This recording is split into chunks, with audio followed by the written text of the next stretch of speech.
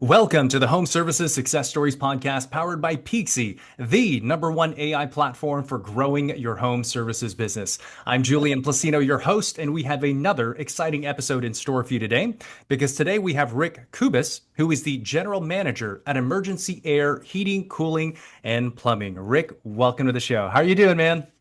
I'm doing great, man. Thanks for having me. Absolutely. It's great to get to know you, learn about your success story, and jump right in. So, All Rick, you've been right. in the industry now for 27 years, a true veteran of the business, of the industry. So, after selling your business and actually retiring and relocating to Arizona, what led you to step into emergency air? Well, his name is George Donaldson. He's the CEO of the Fixit Group, and I'll tell you, I when I sold that last business in California, moved out here, and just rethinking the future and whatnot. Ended up at a local competitor, one of the biggest companies in the country, actually, in a single location. And George just called me up again. We had built a really good business in California called Right Time Home Services. It used Mhm. to be a 1 hour air, Mr. Sparky Electric and Benjamin Franklin Plumbing Company that we converted to a Right Time Home Services. Very successful doing that. Well, he called me again, 20, I think it was 2021 at that point, saying that he has a potential acquisition here in my own backyard now that I moved to Arizona. And I had declined the offer because, as far as I was concerned, where I was working was just like being retired. I mean, everything I was doing over there, they thought it was doing pretty awesome at, but I wasn't really doing much, but it was helping the business. And that particular competitor didn't want you to move very fast. They weren't really into the concepts that I'm used to doing. And anyway, long story short, George tries again the following year, turned him down again, but he's a persuasive guy, and he has the ability to um, pull somebody out like me that's living the easy life to get back into the grind. And so I'll tell you this: he took my wife and I out to dinner one night, and we go back home, and my wife says, "You know, you're not going to be happy unless you go work for this guy again." Hmm. And I said, "Well, I don't know if happiness has anything to do with working for George, but there are moments of happiness for sure, but I have purpose. Working for George Donaldson and the Fix It Group as a whole, I wake up every day just knowing exactly what I should be doing in life, and that's doing what I'm doing right this moment." And so George has a really, really good way of harnessing your personality traits, your experience, and everything that you're about, and know that you have purpose. I don't wonder what I should be doing. I'm doing exactly what I should be doing in life today. That's why I took him up on the offer to get back into the grind. Interesting. So, how would you articulate your purpose?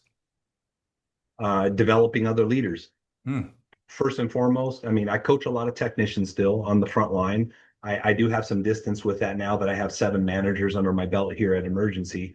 But developing other leaders, that's the bottom line. So teaching them how to properly care for the business, but care for the people, and not just from a business standpoint. A lot of what we do is just we do life together. This is the biggest difference. Is it's not just about KPIs, and it's not just about closing deals. It's just about improving ourselves as human beings on a daily basis. So just ongoing development in every aspect of life, spiritually, physically, emotionally, financially. It's just a constant theme that we do on a daily basis. I love that. So, yes, it's home services, but it's more about developing leaders to you. I think that's great.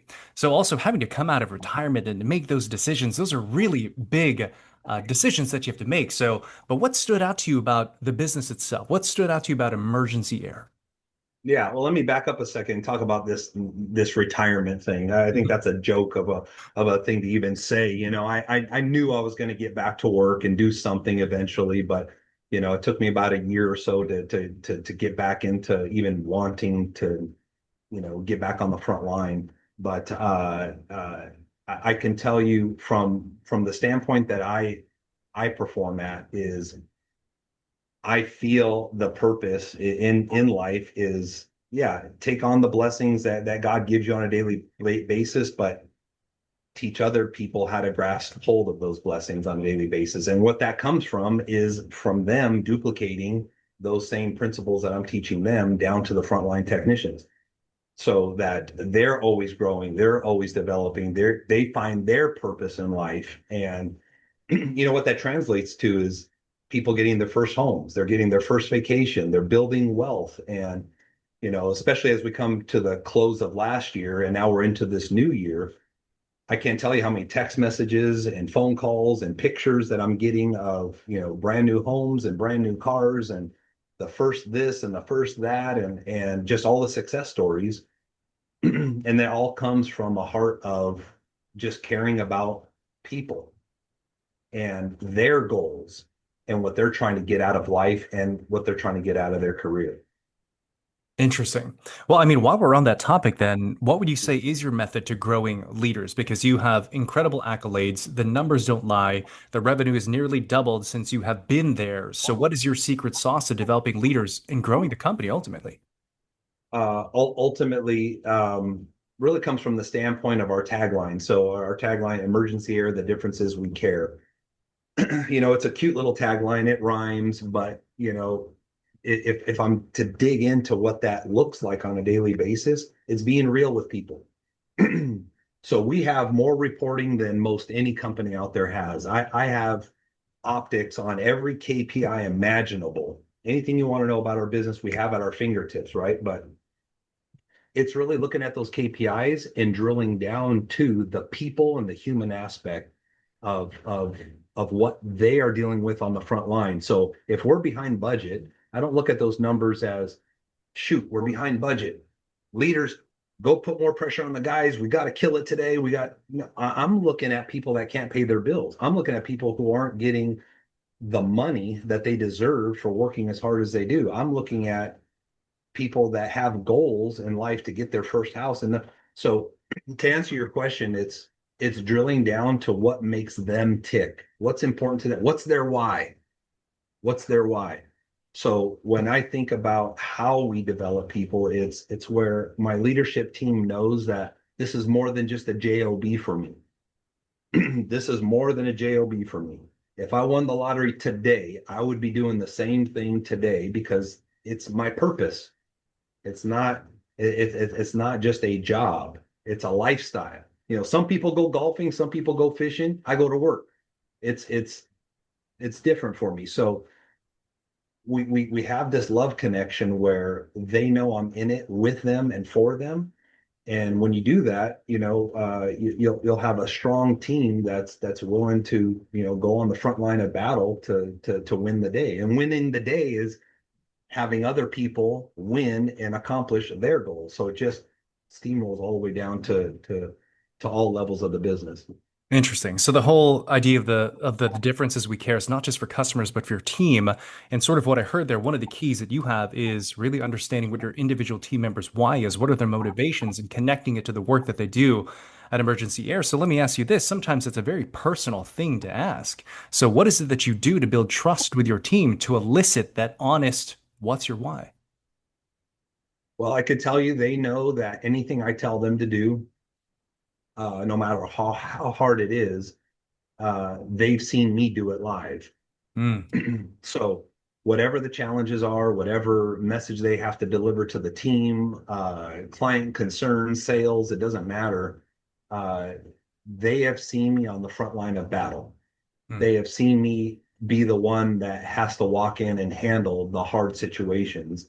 And so they've been developed to a high level because I always take those opportunities and bring them into to those scenarios so they can physically see how I operate. So they've seen me in I always tell people this, you really learn about people when they're under stress. That's when character comes out. If you could put somebody under a high level of intense pressure, you'll find out what they're made of, find out what squeezes out of them. So I've been able to put myself not on purpose necessarily, but been in really tough situations where they see me operate. They see what's squeezed out of me when situations take place, and now they're duplicating it. That's That's the bottom line, is they see the reality of not just a process and how I do business, but they've seen it in action, and they've seen the blessing of putting that stuff into action. So they're seeing the results of everything that I'm teaching them, because I'm just I'm on the front line with them. So really leading for the front, living out your message by example. I think that's a great way to do Yes. it. So how many employees now at Emergency Air? So we are 87 employees. 87. Okay. So once you start getting to Yeah. that size, how do you think about culture? And also, what do you think makes your team great and stand out as home services leaders? That's a great question. It's fun when I go up and teach. I teach a couple times a month anyway, still with the team. I'll go up there and give some golden nuggets, if you will. And I always find myself talking about that exact thing, and looking at where we were in a little 4,000 square foot little building where we had equipment in our call center because there was no room because we didn't really have a warehouse. And now we're in over 20,000 square feet of a property, and it's just a beautiful setup. I mean, I'd love to take you for a tour sometime here. It's just an amazing training room, lots of motivation stuff on the walls. But they built it. Mm, So how we have done this is teach the team that they're the ones that build culture. We could lead it all we want. We can talk all the talk we want, but we've got to influence our team in such a way where they take ownership mm. of the culture. When someone's shirt not tucked in, for them to be like, yo, homie, get your shirt tucked in. Come on. Hey, get your floor protectors on. Like, managers, yes, we enforce those things, but it's way more powerful when you get to a point where you've developed ownership within these technicians and customer care team and management, where everybody's just on the same page, and it doesn't require a manager to hold people accountable. So we teach excellence, but the team themselves has taken on that ownership where they're enforcing excellence. It's Interesting. not perfect. We're developing it over and over every single day. It's something that you never graduate from. It's something that you got to continuously manage, but they have done a great job, and I give credit to them for putting us in this beautiful new building and growing it to where it is, because they're the ones doing it. Yeah, that's really interesting. And I think really important because a lot of leaders talk about culture and it's more like trying to just sort of speak about it. But yours is about transferring the ownership to the team, right? Because it actually Yeah, becomes self-governing and scalable that way, right? Which I yeah. think is an interesting point. What's one tactical thing that you've done to help create that kind of excellent self-governing culture? Um, well, it's not ping pong and pizza. I could tell you that. While we do a lot of those things, I mean, heck, we have bull riding.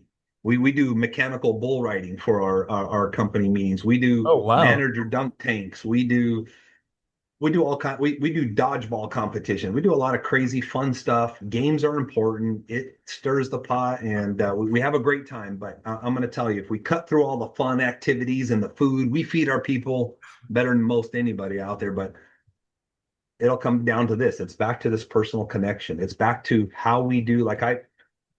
One of the reasons why I was a little delayed this morning, I was in a one-to-one with one of our performers, and I those things are important to us, where we get eye to eye with each individual, and we sit down, we make sure we understand their goals, what they are after, what their family needs, what their family's desires are, and we make those goals our goals. So again, cutting through all the fun and excitement, it's just back down to having good, clear communication one to one, without them feeling like they're coming to the principal's office, and inspiring and encouraging them to stay on track with the goals that they set for themselves. So they're mutually agreed upon goals, but they're really goals. I don't talk about my budget a whole lot with my team. I talk about their budget. So if they're missing the goals that they had set, not something that I forced upon them. Mm-hmm. That's that's how we build excellence. That's how we build culture. That's how we make the company feel smaller too, because as you grow bigger and bigger, kind of like churches, it's really intimate when it's small. When it gets big, you feel like you're just a cattle, another one of the cattle coming through. the way you shrink it, you make it still feel family and close and tight knit is you got to keep those one-to-ones going, and again, this is not perfect. We do it to a high level, but we still need to up our game with that. But that's the answer to your question is the better we get at doing those one-to-ones, and not just those one-to-ones, it's one-to-ones, it's staying connected throughout the day. It's talking about other stuff besides business and their KPIs. It's about intimate life together. And again, I said that earlier, it's about doing life together. I mean, we have developed a lot of friends. Some leaders say, well, you don't have to like me, but you got to respect me. Now, we want you to like us too. We feel we could do both. We feel we can lead and be likable at the same time. Not everybody's going to like us, whatever, but we work hard on balancing both of those very well, where we don't have to demand respect. We just have good, tight relationships and good understandings with mutual goals that we both commit to. And that's how we make that happen. This is quite insightful because, a lot of home services leaders will talk about the technical excellence, the number of years of experience have been in the business, and all those things are important, but your focus really is the development of the human person. I also like how you Yeah, set goals where it becomes a collaborative process. They say what the goal is, and again, it becomes self-governing, right? correct. These are Yeah. really, really interesting insights. So shifting gears just a bit then, something that you are known for, let's talk philosophically in terms of like the business. Emergency air is known for saving the unit first, right? So Yes. why is that philosophy important for you to protect as a leader? Well, I don't think I know. Our industry is known for just having a bunch of salespeople out there. Mhm. Technicians go out there unprepared. They're not technically sound, and they're just out there trying to sell somebody a new system. Now let's face it, we don't build business by doing tune-ups all day. You're not going to build business doing that. However, with that said, when you have a heart of truly caring about the customer, those things will come to fruition. The KPIs will come in alignment, and that'll all work itself out. As far as the customer is concerned, and many people have seen me on TV talking about this, and different TV hosts and whatnot will ask those tough questions like, how can you do a $49 tune-up and make money? I tell them we don't make money. That's not making money, right? But what we found when we do the right thing in trying to protect the system and showing the customer different ways to give their system longevity, we build trust. People trust us. And we don't always sell units. We don't always get the accessory sell for indoor air quality or whatever, but we have a lifetime customer. And that's what we're about is it's almost the same. It is the same philosophy as what we do with our leadership team and what we do with our culture here is caring for them and putting their needs first. So at Emergency Air, our number one customer is our people. Mhm.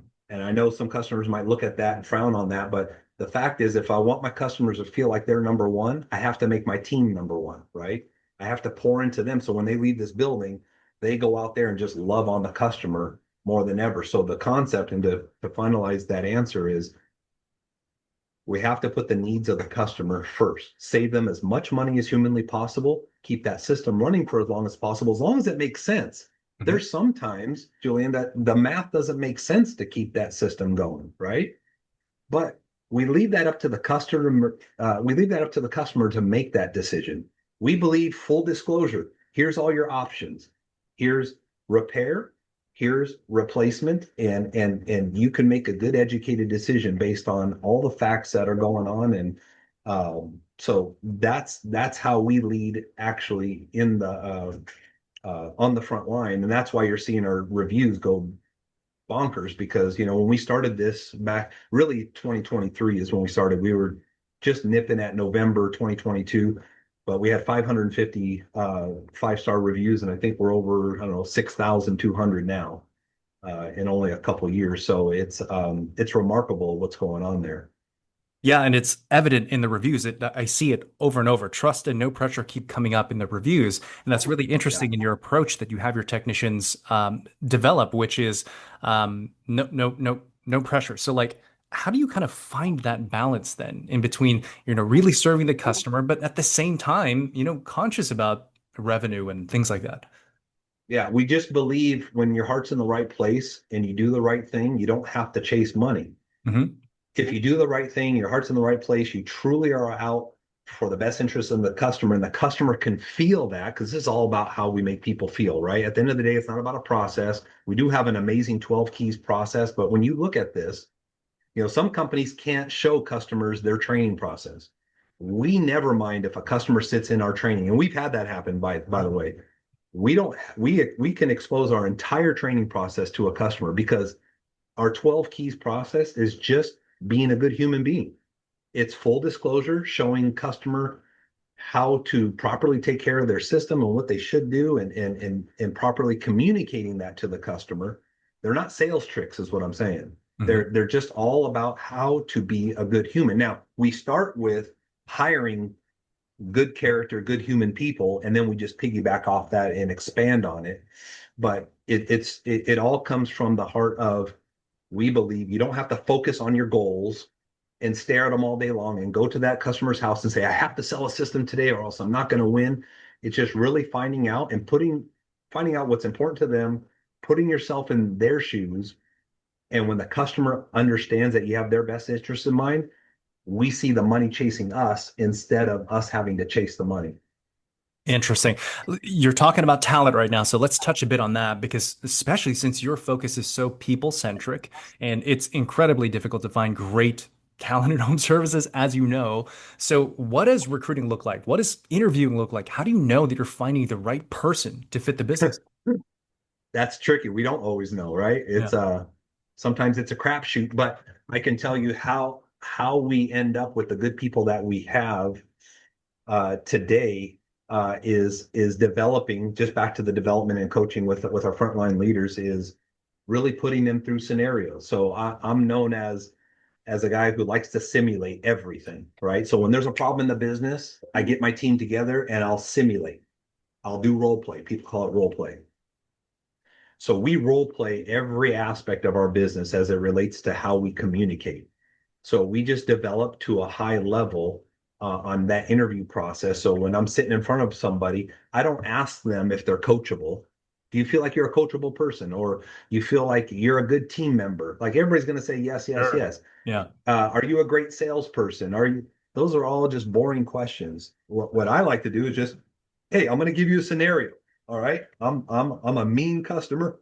I'm super upset with what you guys did. I want to see how you overcome it, and then I'll literally just put them right through Hmm. a role play scenario, and then afterwards I'll critique them and I'll say, hey, Julian, look, you did really good here, here, and here, but man, there's a lot of development. I don't know if you realize it, but right here and here, you need to do X, Y, and Z. Your body language, you were offended there, and in that moment, I Hmm. can see how coachable they are. And sometimes guys are like, well, I've been doing this for 20 years and it's worked fine for me.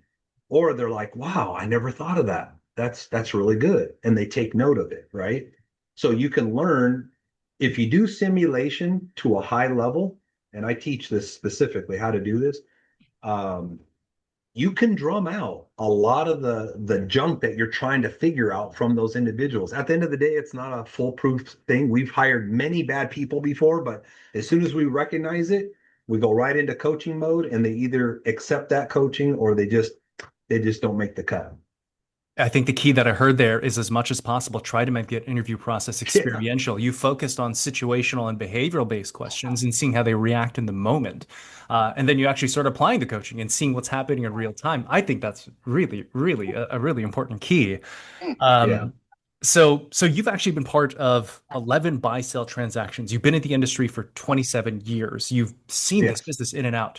So you're also a customer of Peakzi. So I'm Yes. curious, in your experience, how would you describe to another home services leader what Peakzi is? So what's cool about that is the insight that we don't have. We guess where we stand in the market, right? We guess how awesome we are, right? And sometimes we think we're better than we really are in many cases. So Peakzi is what we use it for anyway, and I'm still learning more and more about it. There's many things I'm not taking advantage of for a lot of different reasons, but one of the biggest things I love to do is acquisitions. I love developing relationships out there with other competitors that I've actually ended up buying over the years, to help them move on into either their career or to help them retire. But Peakzi gives us an insight to these companies. Like, is this a good company to even go after, right? So when we're looking at a business and we're thinking about making the decision to purchase, Peakzi gives us this insight as to where they stand in the market from a value standpoint, from a customer satisfaction standpoint. It gives us additional leverage to figure out if this risk is worth it or not. So it's fine that we got the right revenue, but if this is not a long-term thing, or if they don't have a good name in the community, is this something we really want to get into? Do they fit the fix it group culture? Um, so it's those type of insights, all those different categories of the business that we can even rank ourselves against. So what we do is we not only look at their business, but we look at how they stack amongst emergency air. We have Fix It 24/7 in Denver. We have On Time Experts in Dallas. We have Fix It 24/7 in Charleston. And then we have Cool Willies up in Tucson. So we get to see where they actually rank amongst how we're currently doing. It gives us some flavor. It gives us a better pulse on what's going on. What a very interesting perspective. It's always interesting to see the different use case that people use Peakzi for, right? Because a lot of people use it for, of course, the AI search. People use it for Yes. the recruiting aspect. But you, because of your background, you see it as an acquisition tool, and it gives you very useful insights. I am curious just to see in your mind, having done this 11 times, right? What are sort of those KPIs or insights that you find most useful that Peakzi gives you to say, hey, yes or no to buy this company? Mainly customer reviews, Mm. what the community thinks about the company, Mm. right? The value statement of the business. So yes, there's KPIs in terms of revenue and close rates and conversion rates and success rates and all that stuff, but studying um, the impact that they have on the community and what others think about them is very crucial to us in terms of moving forward. It doesn't mean that we won't buy it. It just gives us an idea of how much work we have to do. And do we, in this season of our business, have the resources to tackle those problems, right? So we can get more strategic instead of like, yeah, eventually we can turn it around. Well, eventually is pretty gray. Like, when can we get this thing turned? So it gives us more of an idea of time frames based on our ability and where we're at with our current distractions that we got going on to determine what we can do with that business. Customer reviews, fascinating insights. Anything else you want to share about your experience with Peakzi before we start to close things out here, Rick? The recruiting aspect is really cool too, because it tells us, even to finish up the answer on this last question here, Mhm. was what Peakzi can develop from the technicians that they have, and it's specifically by name, and say like, hey, this guy's got this rating and this guy's got this rating, and how they stack against our other technicians with them amongst the Fix It group. So now, the recruiting aspect of being able to know who the big players are in the marketplace, and know where they stand again against our Fix It group ones, but also, hey, do those guys belong on our team? So from a recruiting standpoint, we're just really scratching the surface on that. Even I still need to learn how to better tap into to that resource, but that's something else we're discovering and learning how to activate within our business. Love it. Really great insight. I appreciate you sharing that, Rick. Yeah, my pleasure. So Rick, when all is said and done, you are like bona fide leader in home services, right? And it doesn't seem like you have any signs of stopping. Even retirement couldn't stop you, right? So what would you say looking back at things? You strike me as someone who has a great vision. So what is the legacy? And I generally ask this about the business, but I want to ask you personally, what do you think your legacy is that you want to sort of leave behind for your community, customers, and team members? Uh, really that really that I left an imprint on their life from a standpoint of, again, not just KPIs, not just revenue building and scaling and profitability, but like they were changed as human beings. Like Rick Cubas influenced me in such a way where not only business was good and wealth was generated, but when I went home to my family, I was a better person. I was a better father. I was a better mother. I was a better son. I was a better cousin, aunt, uncle, whatever. just the legacy that I had impact on somebody's life for the better, and that person being considered a good human. Because let's face it, in more time than any time in history, trust is at a very low bottom barrel situation, right? So mine would be where, you know what, Rick had enough influence on, you know, so many people that created good humans. That I had enough impact to create people that to the point where other people trusted them and gave more hope in humanity because there are still a few of us still left out there, you know. And so to help get rid of all the doom and gloom going on, that would be the legacy, really, just not just development of leaders, but that more good humans are being developed and they are doing the same thing. And there's a ripple effect that just keeps going and going and doesn't stop. That's it. Well, I think that's a very inspiring vision and legacy, and I have no doubt that you already have and will continue to do that. Even from this, I'm like, oh man, I'm inspired by this. I've got some great takeaways I'm gonna implement in my own Oh, that's life. So good. thank you, Rick, for Good. that. So My this has pleasure. been a lot of fun getting to know you, Rick. If you would share with our audience how to connect with you, how to follow the business on social, tell us all that. I mean, Rick Cubas, Emergency Air, 602-4 million is our phone number. You can always, anybody out there, and my competitors know this. They can call me anytime. Our competitors are welcome to come through the business anytime. You can call me direct at 480-714-2450. People, you could text me, call me.